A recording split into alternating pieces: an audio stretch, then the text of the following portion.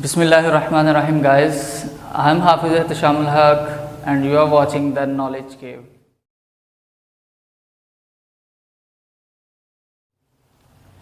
I am going to teach you the physics of 9th class, and the first chapter of this 9th class physics is physical quantities and measurements. But first of all, before start studying this chapter, I would like to introduce the physics. So first of all, let's start the introduction about physics. The basic thing that introduce physics is science.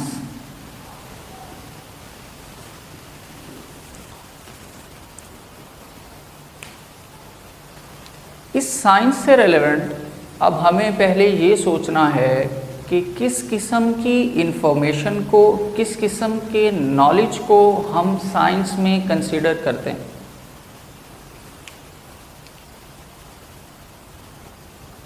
So guys,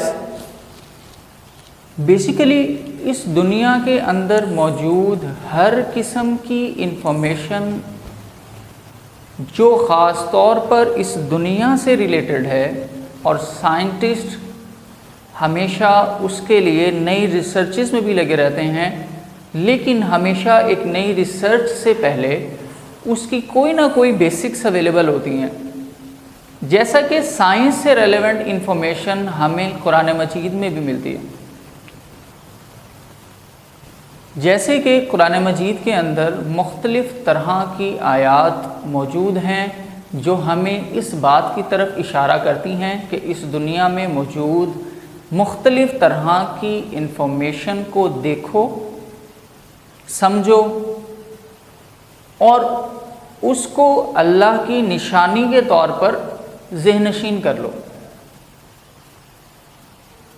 जैसा कि मुख्तलिफ़ informations में से चंद एक की अगर मिसाल दूँ तो सबसे पहले नंबर पे एक मिसाल जो मैं देना चाहूँगा वो ये कि इंसान कैसे बना, इंसान को क्यों बनाया गया, ये कायनात कैसे बनी, इस कायनात को बनाने वाला कौन था, इस कायनात को बनाने का मकसद क्या था और किस तरह से इस कायनात को बनाया गया। साइंस के अंदर मौजूद इंफॉर्मेशन किस तरह से साइंटिस्ट हासिल करते हैं। बेसिकली साइंस के अंदर मौजूद इंफॉर्मेशन को कलेक्ट करने के लिए हमें 3 स्टेप्स से होकर गुजरना पड़ता है, and that are observation,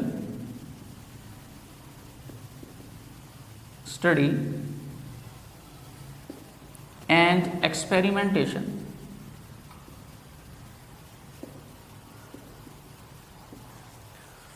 so students, इन 3 तरीकों के ज़रिए से इंफॉर्मेशन को जो कलेक्ट की जाती है, हम सब की सब उस इंफॉर्मेशन को साइंस के सब्जेक्ट में ऐड करते हैं। लेकिन उसके लिए कंडीशन ये है कि ये सारी की सारी जो हम लोग नॉलेज या इंफॉर्मेशन कलेक्ट करते हैं, ये यूनिवर्स, इस वर्ल्ड, इस कायनात के बारे में होना ज़रूरी है। अब फिज़िक्स का इसके साथ क्या ताल्लुक। सो स्टूडेंट्स, इन 3 तरीक़ों से मौजूद जितना भी डाटा फाइंड आउट साइंटिस्ट ने किया, उस सब को एक सब्जेक्ट में ऐड किया, and that is called a science. लेकिन इस दुनिया में मौजूद बेतहाशा चीज़ें हैं, बेतहाशा इंफॉर्मेशन है, तो हम उस सब की सब इंफॉर्मेशन को एक ही सब्जेक्ट में ऐड नहीं कर सकते।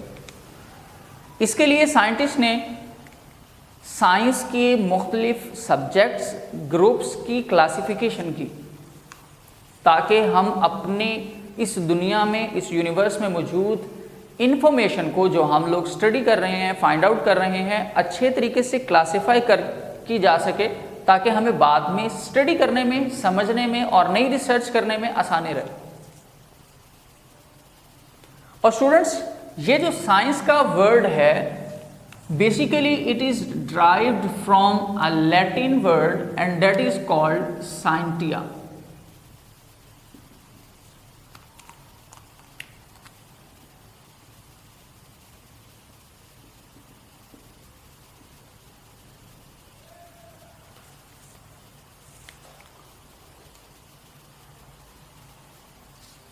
अब हम लोगों ने जब इंफॉर्मेशन को कलेक्ट कर लिया, तो हम लोगों ने सबसे पहले नंबर पे क्लासिफिकेशन की। हमने ये कहा कि इस दुनिया में जितना भी डाटा हम लोग फाइंड आउट कर रहे हैं, वो सारा का सारा डाटा हम लोग क्लासिफाई करेंगे अपने सब्जेक्ट्स के अंदर, लेकिन बेसिकली जो हम उसको एक बेसिक नेम देंगे साइंस के अंदर, फर्दर उसको हम जो नाम देंगे that is the natural philosophy.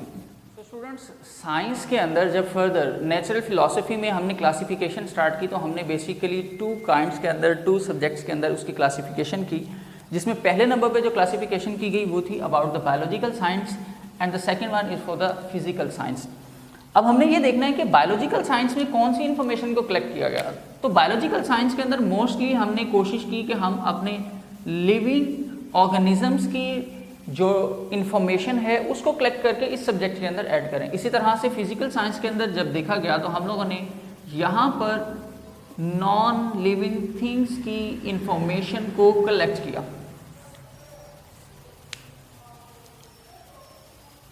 और इसी फिजिकल साइंस से फर्दर हम लोगों ने और भी क्लासिफिकेशंस की, लेकिन हमने इस फिजिकल साइंस को बेसिकली नाम दे दिया फिजिक्स का।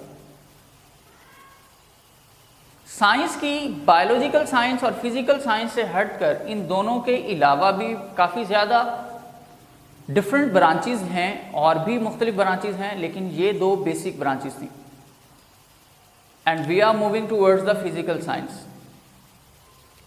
सो गाइस चलते हैं अपने नेक्स्ट टॉपिक की तरफ। सो स्टूडेंट्स अगर हम चलें फिजिक्स की तरफ तो फिजिक्स का सबसे पहले इंट्रोडक्शन बहुत ज़रूरी है। हमें ये पता होना चाहिए कि हम फिजिक्स क्यों पढ़ रहे हैं, इसका फ़ायदा क्या है, इसने आज तक हमें फ़ायदा दिया क्या है, हमें ये क्यों पढ़नी चाहिए। तो सबसे पहले हम अपने इन क्वेश्चंस के आंसर्स की तरफ चलते हैं। स्टूडेंट्स फिजिक्स के अंदर हमने मोस्टली वो डाटा कलेक्ट किया जो हमारे पास नॉन लिविंग थिंग्स से रिलेटेड। सो गाइस यहाँ पर जब हम फिजिक्स को स्टडी करते हैं तो इसमें हमने नॉन लिविंग थिंग रॉक्स हैं, वाटर है, माउंटेन्स हैं, हमारा क्लाइमेट है, हमारी यूनिवर्स है, हमारी अर्थ है, ये सारी की सारी चीज़ों के बारे में जो इंफॉर्मेशन की कलेक्शन है हमने सबको फिजिक्स में ऐड किया। और आज तक फिजिक्स ने हमें दिया क्या, हमें फ़ायदा क्या पहुंचाया। तो दोस्तों ये भी आप ज़हन में रख लीजिएगा अच्छे तरीके से कि आज तक की जाने वाली साइंस में जितनी भी पेशरफ्त है, आपकी ज़िंदगी में जितनी भी जिद्दत आ चुकी है, जितनी भी चीज़ों में मॉडिफिकेशंस आ चुकी हैं, वो सारी की सारी लग्जरियस चीज़ें भी इस फिज़िक्स की मरहून मिन्नत है।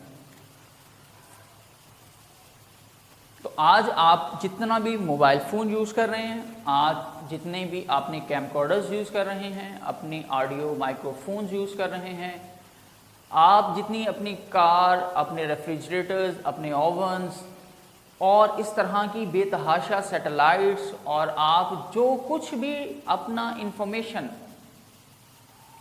जो क्रिएट करके अपनी क्रिएशंस की मदद से, अपनी प्रोडक्शंस की मदद से जो आप डाटा कलेक्ट कर रहे हो, जो नई नई रिसर्च कर रहे हो, जो नई मॉडिफिकेशंस लेकर आ रहे हो, और जितनी भी आपने अपनी लग्जरी चीज़ों से रेलेवेंट चीज़ों को बनाया है, वो सब का सब इसी फिज़िक्स के अंदर ऐड किया जाता है। तो उम्मीद है कि आप सबको इस फिज़िक्स की अहमियत का पता चल गया होगा।